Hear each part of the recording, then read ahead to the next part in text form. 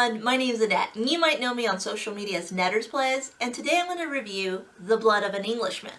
Now, The Blood of an Englishman is a two-player only asymmetrical card game by Dan Kesar. It plays in about 20 or 30 minutes, and in this game, it's all loosely based on the story of Jack and the Beanstalk. Now, one player is going to play the quick and agile Jack, while the other player is going to play the slow yet fierce and strong giant. So let me show you how to play this game, and then at the end of the video I'll give you my final thoughts and review. So let's get to it. So first let me show you what's inside of The Blood of an Englishman. You'll find the rule book here. It's going to be a fold-out sheet, and it's going to have 4 pages on each side with some images, examples, and how to set up the game. Along with that, you'll also find a deck of cards. So you'll find 2 player aids for each player, both Jack and the Giant, along with a 50 card deck that you're going to be playing with in the game. So let me show you how to set up this game. So the first thing you're going to do with this deck of cards is just shuffle the whole deck together. After you shuffle up your 50 card deck, what you'll do is you'll place them face up in 5 different columns known as your castle stacks, and you'll fan them out with 10 cards in each column.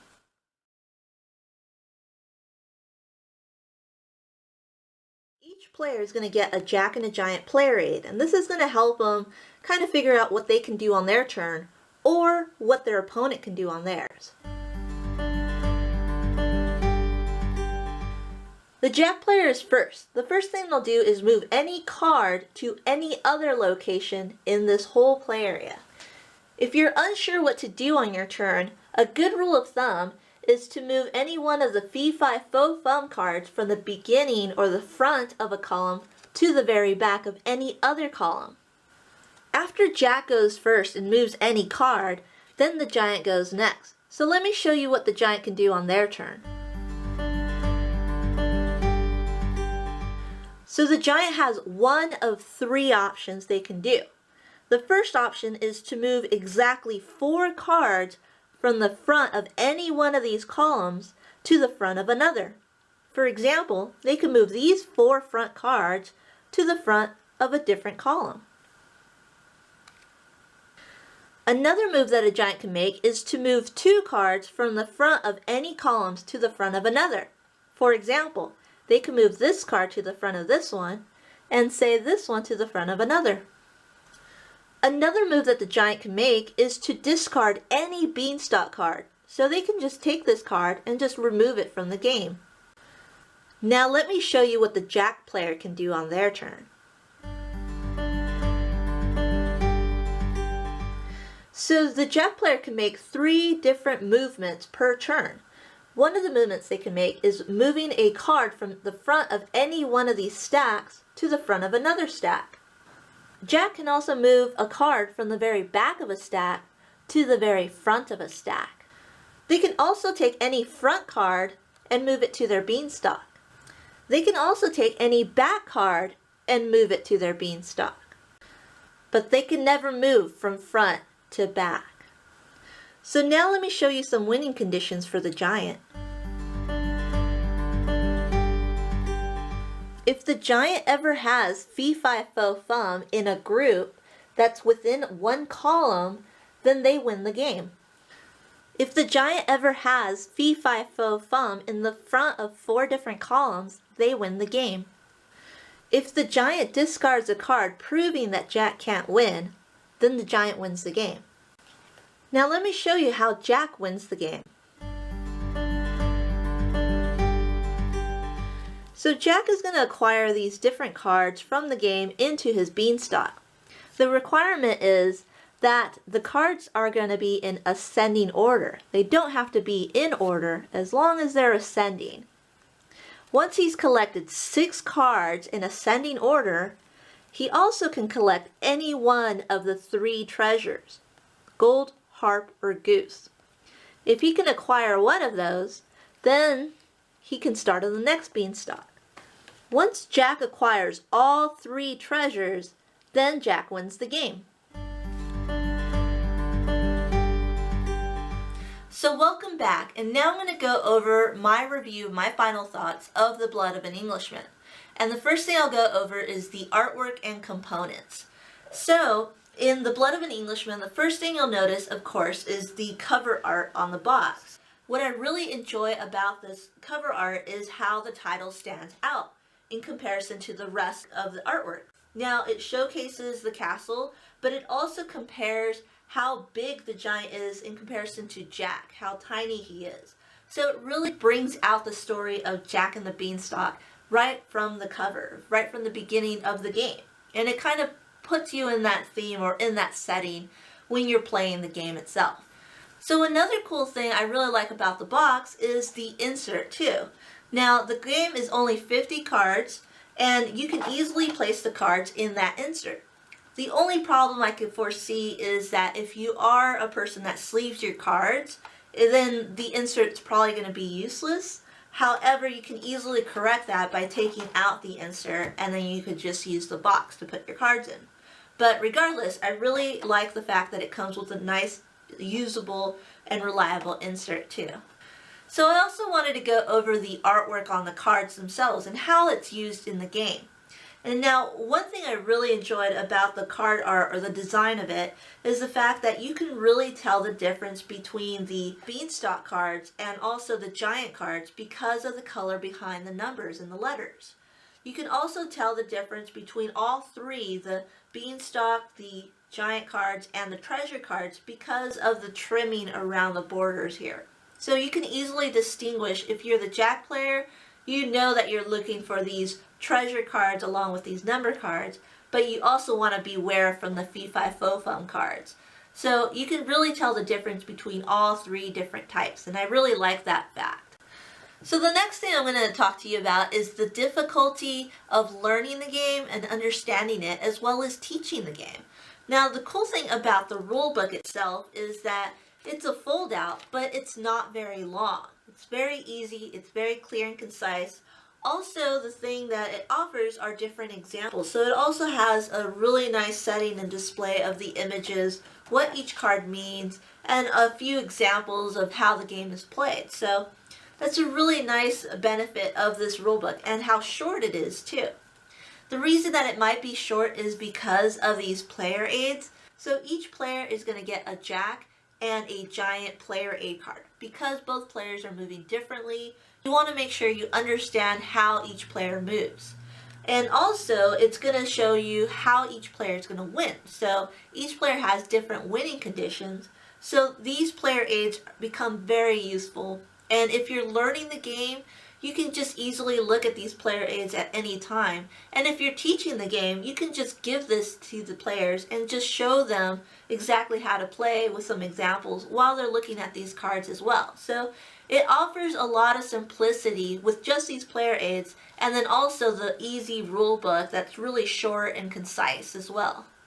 So another thing I also wanted to go over is the replay value, or the replayability of this game. Now, this game is only 50 cards, yet I think this game offers a lot of replayability because it's asymmetrical, meaning that each player is going to play a different character, they're going to have different winning conditions and move differently in the play area. Now, because of that, if one player becomes really good at one character, or is having a really hard time, or becomes bored with that one character, then you can easily switch it up. So you can just easily change characters, and then it'll make the game kind of brand new all over again. So I think itself has a really great replay value because of that asymmetry. So you should definitely have a lot of game in this small deck of cards. So another thing I also wanted to cover is the strategy in the game, what this game has to offer in it, and also I wanted to go over whether, it's balanced or not.